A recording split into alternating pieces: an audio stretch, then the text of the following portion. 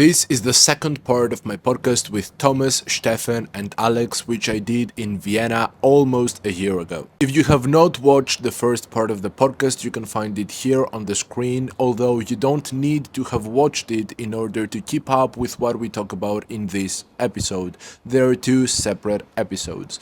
The first one was done with Thomas and Stefan, who each have their own AI startups and one which they run together. And we basically talked about AI, what will happen to the world, and some predictions that we could possibly make, as well as some business things, but not like in this episode. This episode includes Thomas, who also appeared in the previous episode, and this is also the reason why you won't see an introduction of Thomas in this episode, and Alex, who is also in the common startup that Thomas and Stefan are in. In this episode, Thomas and Alex shared their experience running an AI startup in Europe, how they are scaling it, how they are managing it, advice for new entrepreneurs, but also entrepreneurs of their level, and it was a very chill and informative interaction overall. This was also the third episode of a podcast I ever did as a host.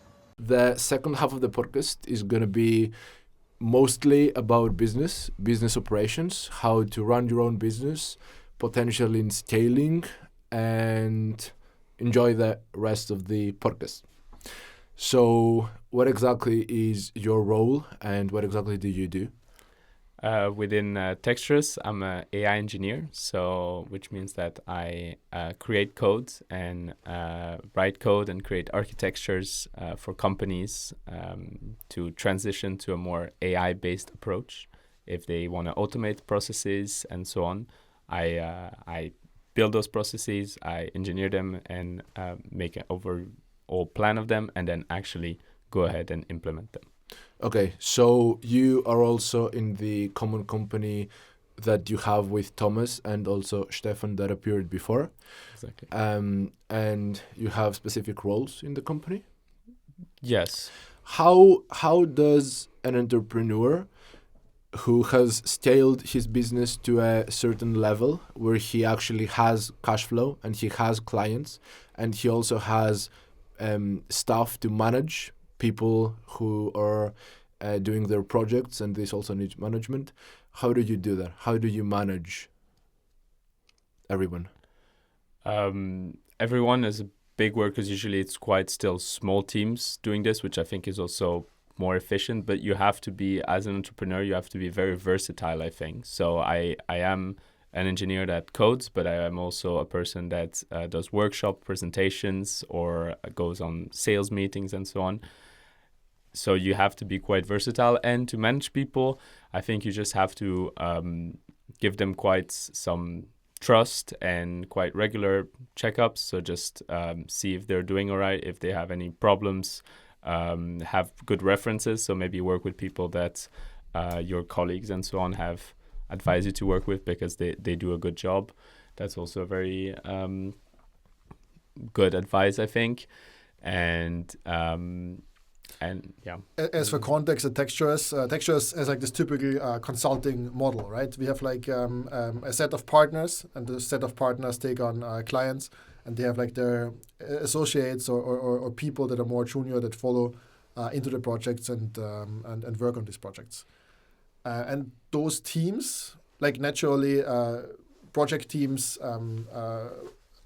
organize themselves. Like we have clusters of people that always work together, and that's just like something that forms naturally or organically, and those then work together. Yeah, exactly. Okay. How do you begin as an entrepreneur? Let's say that you have somebody who is interested in pursuing this career path, and he has absolutely no clue what to do. Is the answer networking and entrepreneurial events? Is it reading books? Is it... What is it? I think it's actually just taking action, because you can read books and go to conferences all you want, but actually taking action, I think, is the first thing. So if you have an idea, it can be alone or with other people, which is also nice because then you can kind of support each other if you have other expertises. But if you have just like an idea or something like that, go ahead and test it. So give it a shot, but it doesn't have to be with massive investments or anything, just by basically just you acting as the service that you want to provide. So for example, let's say if you want to build like a customer service bot, when a client or someone, a user writes a message, you just answer like if you were the bot and see if this is actually something that people like and are going to use. And then after you've done this kind of validation, then you can actually start investing, finding people, going networking and so on. So you're saying that the most important idea to figure out if a business idea has potential and could be scaled and work well is to do a lot of testing at the beginning. Yes, or not testing or just proving your idea or seeing that there's a market for the idea or seeing that people are actually excited or would want to use it, because else there's no reason of spending any more time on an idea that actually no one finds interesting or no one wants to use. How quickly should you keep an idea and work towards it or abandon it for something different? Depends on the idea, but I think as long as you try and test it and then based on the results, you can just evaluate, okay, this has potential or it doesn't. Really depends on the idea. I don't think you can put a time. If it takes you maybe 2-3 years to evaluate, maybe that's quite long. But I reckon there's some people that have taken that amount of time and have still managed to get away with it. But I think should be quite a fast process. Fail as much as possible. The earlier, the better. Exactly. And just do something. Just take action. Just find someone, build something, test it out, and then this has to take just in a few weeks. You have to be able to do this. It doesn't have to be perfect at all. As I said, you can properly just act as what you're building just to see the reaction of the users. And then once you find something that clicks, you can start automating, investing, and so on. What do you think? Pretty much what I already told before. I'm a big fan of lean startup. I'm a big fan of mapping out your hypothesis on which the business model builds on and testing those as cheaply as possible. Like, you have all these hypotheses. You have this hypothesis about does your product deliver value? Like, is it a pain point of your clients? Do you know who the clients are? Are those clients ready to pay for this? Are you able to finance it? Is it like technically feasible, etc.? A lot of hypotheses, and you need to test whether this hypothesis hold or not as cheaply as possible. Okay. Entrepreneurs make a lot of assumptions, and the biggest assumption is, hey, I can reach my client, right? And the clients are willing to pay that amount of money. Usually, like the technical feasibility of a product is something that the founders have a lot of expertise about. That's why they go into markets like this. It's usually, can this actually make money? And you want to test this as soon as possible and as cheaply as possible.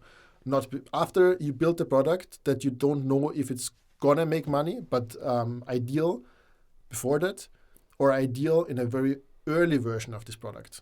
It's like the methodology or the method that's called like an MVP, a minimum viable product. Like, build something that is only good enough so you can test your hypothesis, and if the hypothesis is true, then move on, build the product or build the next iteration of the product.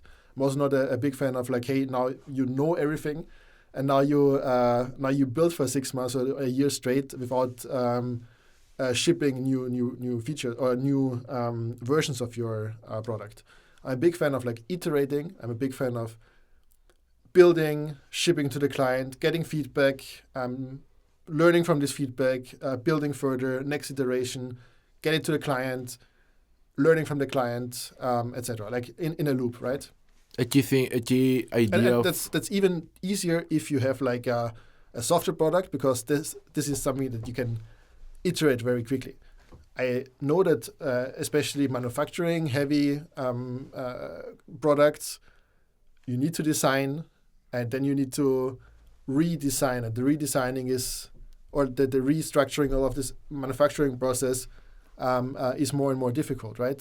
Than in software engineering. Absolutely. But this holds true.